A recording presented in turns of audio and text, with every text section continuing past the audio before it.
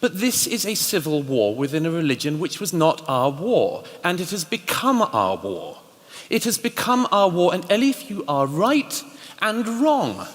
You are totally wrong to say that there isn't some agreement on this. If you are a Muslim and you follow Islam, you believe that the Quran came from God, and you believe that what is in it is at least very hard to run against. And so now we have a situation in a country like this one, where actually the majority of British Muslims want being gay, like I am, to be made illegal now, okay? So we had a nice liberal agreement in recent decades over being gay, and now you import a community which actually thinks not just that they're not on board with gay marriage, but they think it should be made a lock-upable offense. Where does that come from? It comes from Islam. Welcome to Douglas Murray Speaks, where we showcase the best of Douglas Murray spitting facts and taking names. Here, at a debate in London, Douglas leaves a Muslim apologist speechless after raising some incontrovertible facts about Islam. The debate took place just 3 days after a group of Muslim terrorists drove a van into pedestrians on London Bridge, then went on a rampage with machetes, killing 8 people, including 4 unarmed police officers and viciously injuring 48. But, according to Douglas's Muslim opponent, the real problem isn't Islamic extremism. It's the rise of populism in the West. Douglas takes her to task and destroys her arguments in the process. Many populist demagogues, and I think we need to use this word, they are saying to the people, you know what, these people, the elite, they're always getting it wrong. And you are the pure people, you just need to trust your guts, your instincts. You don't need these intellectuals. Yeah. It's possible as well that the publics of Europe have seen a political class fail to get a grasp of very major things or even talk about them, and that the public have noticed facts, and that it's not that there's a meta-narrative that's going around. There are just facts. There are things that we can see with our eyes. There are things that are clear to us, which politicians daren't tread on. And I've had this experience throughout my life. I never forget the time, many years ago, I think when France first banned the headscarf. I've told this story before, of a Labour MP in a studio with me discussing the rights and wrongs of this, and spent the whole time with me. An Iranian friend of mine was also there, explaining why we were fascist and Islamophobic and so on for defending the French Republic's verdict on the headscarf. And we came out, and this Labour MP patted me on the back and said, "Never forget, Douglas, we're all with you." Back to Douglas in a sec. As Douglas points out, accusations of populism are just a cheap smear tactic designed to attack normal, everyday people brave enough to speak up, and are really an indictment of the disconnected, clueless elite. The question is, why does the elite refuse to see and do anything about the problems staring them in the face? Is it political correctness or something more sinister? Next, Douglas highlights some of the worst problems confronting us right now, which politicians seem unable or outright unwilling to tackle. None of our politicians, by the way, and there's no great conspiracy about this, nobody expected it.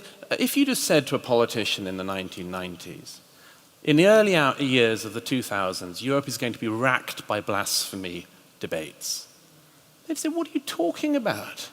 When did the Spanish Inquisition return? And then we all became used to it, that there were certain things you couldn't do that were actually blasphemy in a country like this and were punishable effectively by death, by a death sentence. We all accepted that. And now we're told we have to accept the terrorism. Well, maybe we do have to accept the terrorism as part of our life, but the publics have a right to be looking at the politicians and saying, look, this is a problem you brought in. It's not... We'll be back soon with Douglas. Douglas is absolutely right here. The issues facing Western countries are of a kind we haven't had to deal with for centuries, if ever. It's almost like we've been transported back in time. Can we as citizens ever get used to this situation? Do we just have to accept sporadic outbreaks of Islamic terrorism as part of life in the 21st century?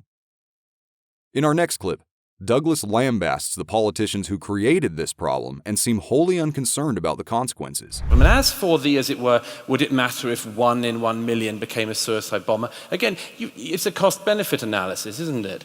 As long as you're not the one standing outside the wine bar in Ansbach when the suicide bomber goes off, it might be okay for you.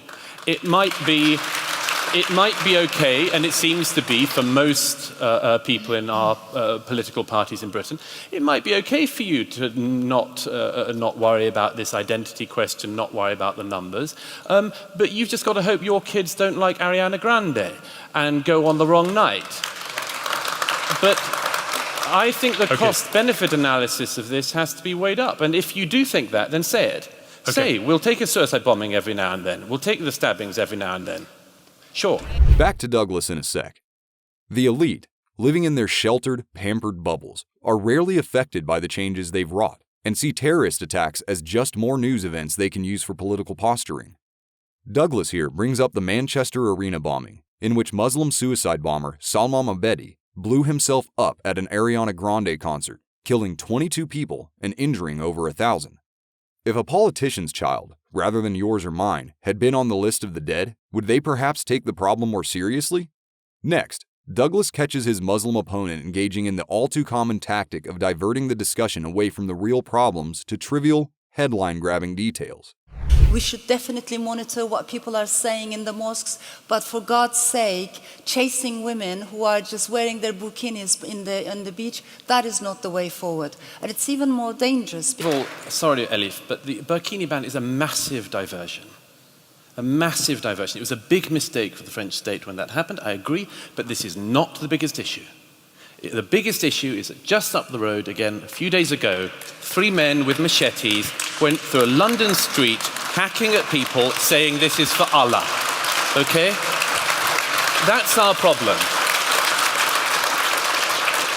And this is always the way with this. We always have diversions, and some of these diversions we bring upon ourselves. We'll be returning to Douglas shortly. As Douglas rightly says, the left-wing media much prefer talking about the poor plight of Muslim females banned from wearing burqas to the beach than the actual problem of Muslim terrorism. Are they just too scared of Muslim reprisals if they talk about it? Or do they in fact side with those opposed to Western civilization? Thankfully, Douglas is no coward and goes straight to the heart of the issue, the real-world consequences of Islamic extremism playing out in the West as we speak.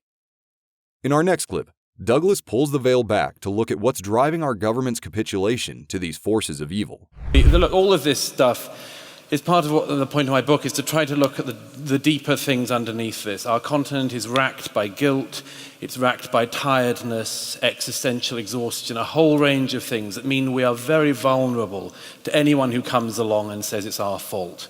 We're very vulnerable to it, and it's, I have to say, high time we snapped out of it. When I was last on the Greek islands, the reception islands at the camps where migrants were coming in, you know, I was speaking to people from such a wide range of countries.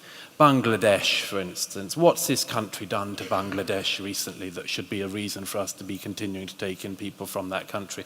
And what's your solution if people who think that? You can't solve Syria. What are you going to do to solve Eritrea? And you think that in the meantime, we have to continue the current wave of migration? It's madness. Madness indeed. Back to Douglas soon. Is it really our responsibility to take in wave after wave of immigrants from Muslim countries? I'm sure every single person living in poor countries like Bangladesh would jump at the chance of moving to Western Europe, where they can claim fat benefit checks and live in government-funded housing.